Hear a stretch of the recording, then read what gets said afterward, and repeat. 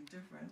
So I did that one, and I then, with my second book, which is not in print right now, The Window, that was originally just done as a home printing that I would have in bookstores through Ohio. I can't even think of the other places where they've been. But then I started doing other books, and especially because after that accident came, I thought, wow, I've got a couple good books out, including ones that I didn't mention to you, one called Close Cover Before Striking, which is a great matchbook reference. Just sounds like a cool title for a book. And the other one was called Contents Under Pressure. And those were good volumes, but I had pardon me?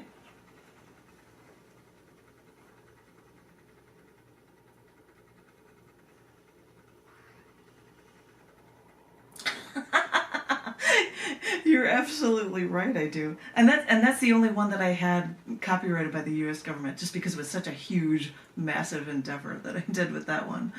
But yeah, so I think after I had said it, after I'd gone through that accident, I thought, wow, I could have died. It was very serious. And I thought, I don't have anything to be able to say, here's a compilation, and I wanted to be able to do that, and so I produced an art book and a poetry book and a prose book of a 25-year collection books of them all. And that was a while ago, but that was because I had gone through the accident and started reevaluating things and settling down and finding my man of my dreams to marry.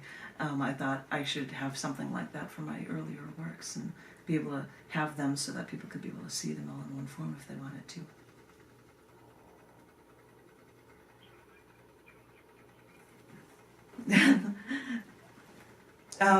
It was. It is a book. It's a fictional novel about basically a government's conspiracy. The lead character, it's a medical company, and the woman there was a woman leading the R&D for this massive company, and she was looking for things to be able to find vaccines or something for a cure for AIDS. And in the process, she finds somebody from college that she hasn't seen in so long, and she totally falls for him. He is then attacked and injected with something, and they find out that he has just gone straight into AIDS, and she's like getting seeds of knowledge and trying to be able to find out if the government has anything that would be able to save this man that she's known for so long and fallen in love with, who has now been attacked because of her. And it becomes this action thing, and I'll just leave it at that because it's really, really long. But it was something that I had actually started writing before, when I had just finished those 4 books that I had mentioned to you, and I had gotten maybe 5 of those chapters done, and I liked it, and I think I did a feature in Chicago where I read one of the chapters, which was funny. It was, chapter 3, The Man, and I'm doing this thing talking about the man, and I've got some, like, hulking, I'm a wrestler guy, coming up to me afterward going, oh my God, I want to be that woman in the novel, and I'm just thinking, that's so cute. You probably wouldn't give me the time of day at any other time, but I'm glad that you appreciated my reading from this story. But it was shortly after I had gone through those novels that I drove around the country by car. I decided, this sounds like such a silly, weird thing to say, but I had known people that went to college and then they said, I'm going to take a year off and travel before working. And I didn't do that. I just got right into the workforce. I was doing really, really well. I know you were in New York, and I didn't go to New York City, but Chicago is a pretty expensive place to live, and I was doing so well that I was able to quit my job, continue to pay for my apartment in Chicago, and travel around the country by car. And I had money to be able to do this. I still had a savings, all was good. But after I had done that, and which meant I had a break from writing my novel, I was driving my parents' house to visit them when I came back, and a couple cars hit me, and I was very, very seriously injured. And that pretty much put a halt on thinking about writing.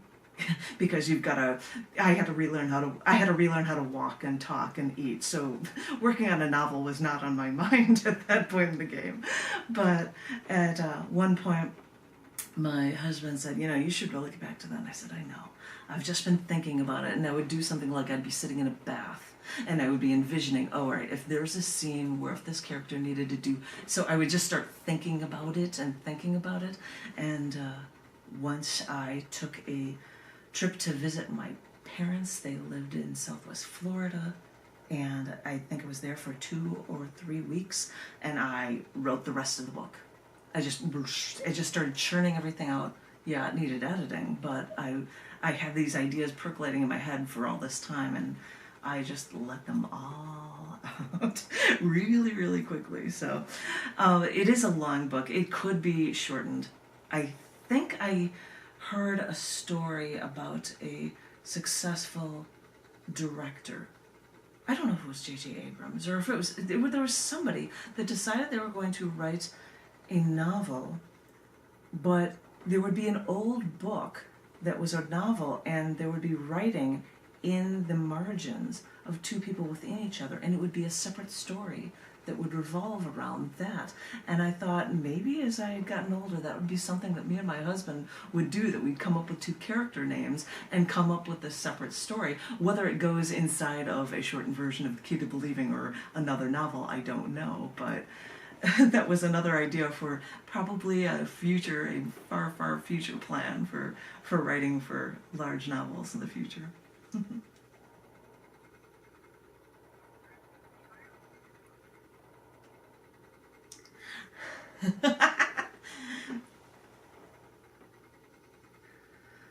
Of course I do. Of course. I think you probably would know a little bit more about it if you read more of my poetry. I think I have a book of a collection of a bunch of death poems. I've gone through a lot of stuff and seen a lot of bad things, and sometimes the only way to let it out is by writing poetry about it. As I had said, for instance, when my mother passed away, I was planning on going to see her, and my father called me and he said, "You better come here quickly. I mean, really quickly. If you have to get first class in order to come here early, Mom's really, really sick." I was like, okay. Well, there was a hurricane coming through, so I could only come through on the 1st of September, but she died the day before. And so I had a flight where I was going to, and everybody flew in for the weekend because it was Labor Day weekend. And so all the family flew down to Florida, but then everybody left.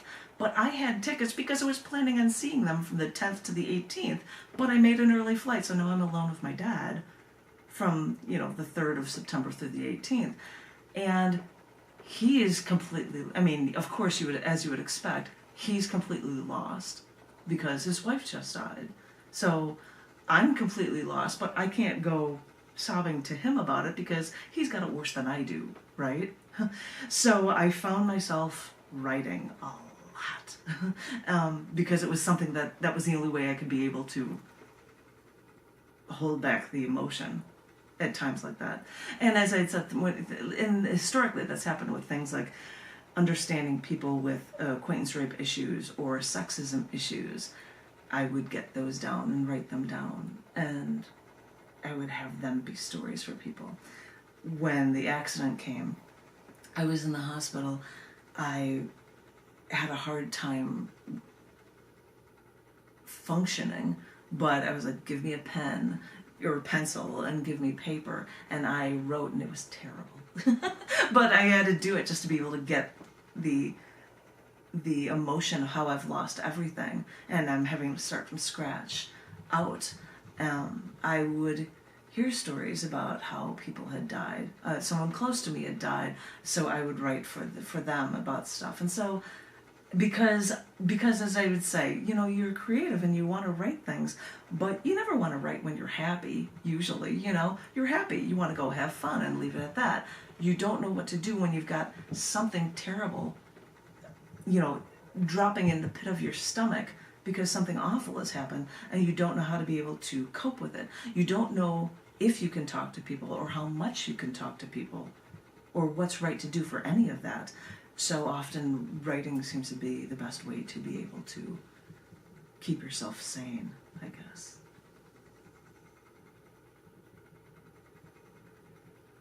Exactly.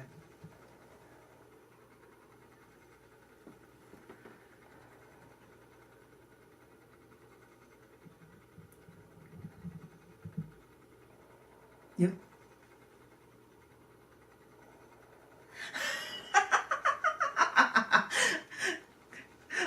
That's a great title.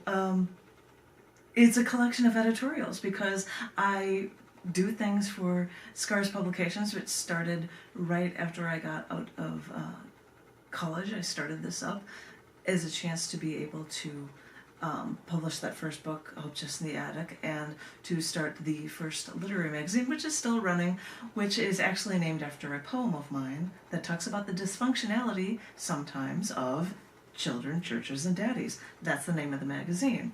It started back in '93. This is before everybody could see everything about it online or on a website.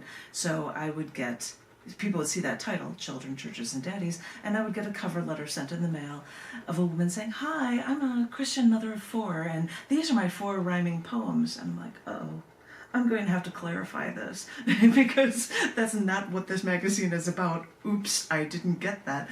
But over the years, it's been easier to often just call them by letters and say cc&d and have a short name for it. But I started that up then.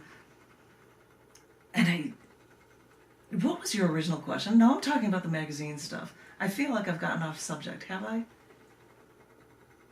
I hope not. Well, when I was doing that with cc&d, and I was writing editorials for them, and so after a while, especially in the W. Bush years, I was writing lots of editorials, and I thought I should collect them together. I had a piece that talked about how Hitler being a minister, or a couple pieces about O.J. Simpson. I have pieces about global warming, and I have it on both sides of it in the editorials. And I thought I should put these things together, and I figured, why don't I give it a name that actually talks about all the weird things that can go on in the world, and that's why I called it Adolf Hitler, O.J. Simpson, and U.S. politics. But it's a collection of editorials. Yep.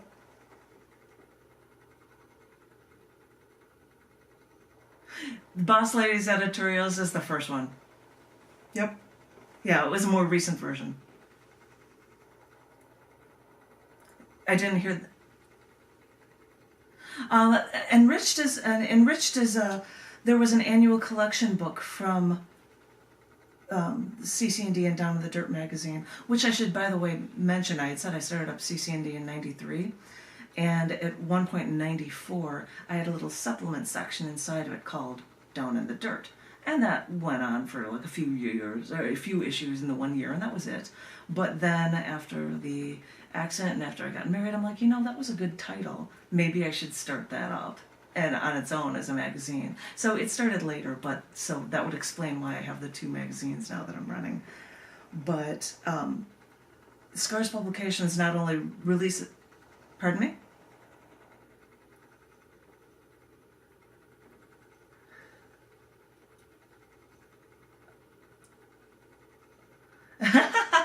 That was the next collection book I had of my stuff since those collection books, which are poetry, prose, and art in 3 massive volumes.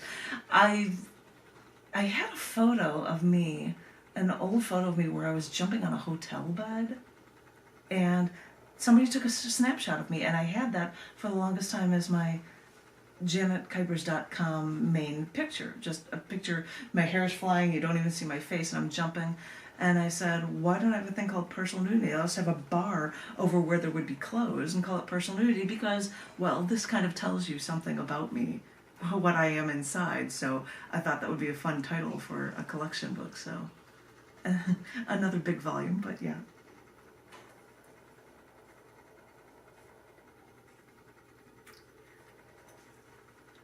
Pharaoh memes. Yeah. My husband came up with, they are poetry books of things that I have done since I have moved to Texas. My husband came up with that name, And I think it's a great idea because if you can be attracted to someone's pheromones, maybe you could be attracted to their memes. So pheromemes. It's not a word, but maybe you could be attracted to somebody's words or ideas. So I thought that would be a perfect title for doing potentially a series of mini books. And so I decided to release 2 books. One was poems that I'd written since moving to Texas, which when I was in Chicago, I never got like, hey, I'm at a poetry open mic. Give me a theme and write about this for the next. I never heard of things like that because I lived in Chicago and I ran my own open mic. So I didn't look for cues for writing things. But when I would come to occasional open mics here, they would have prompts for being able to write things. So I was actually being, given a direction to write something on a different theme, which was very different from the writing that I would write in Chicago.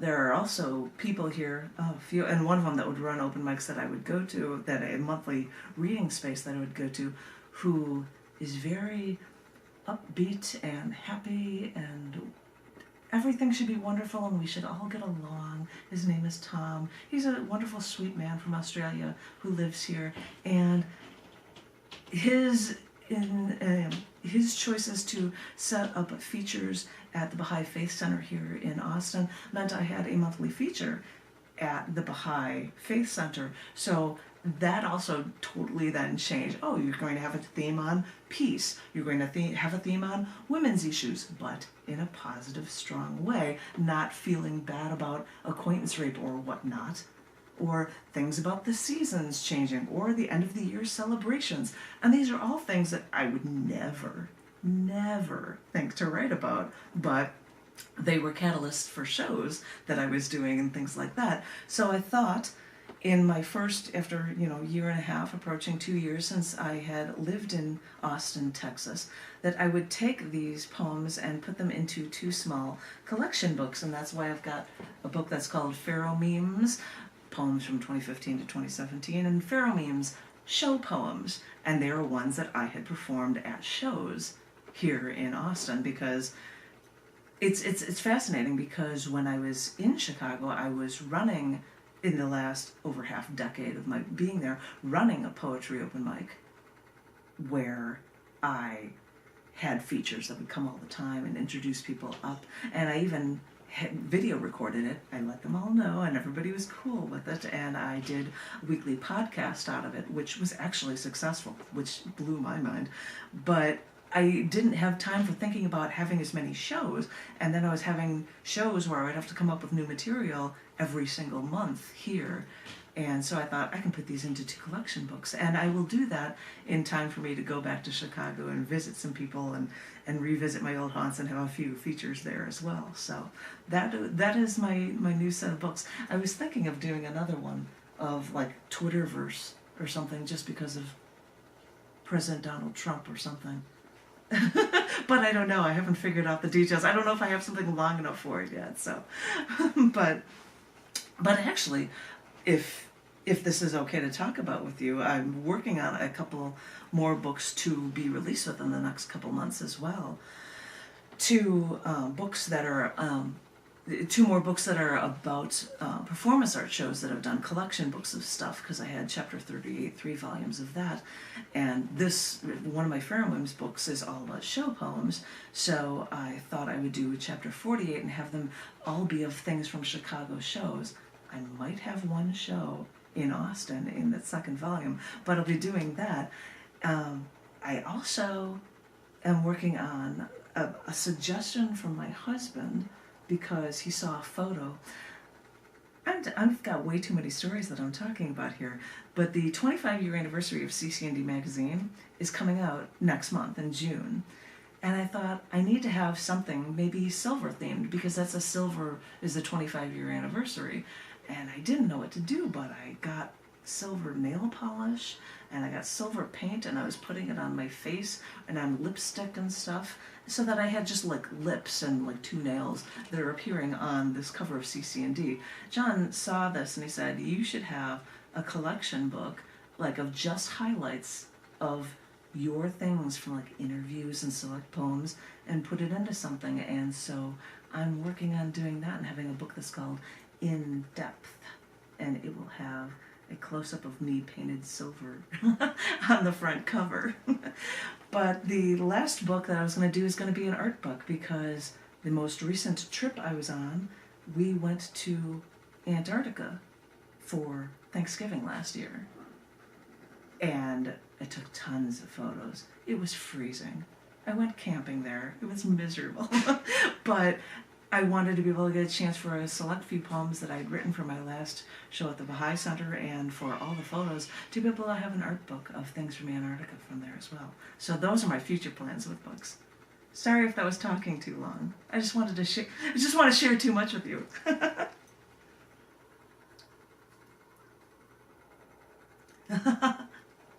The Frozen.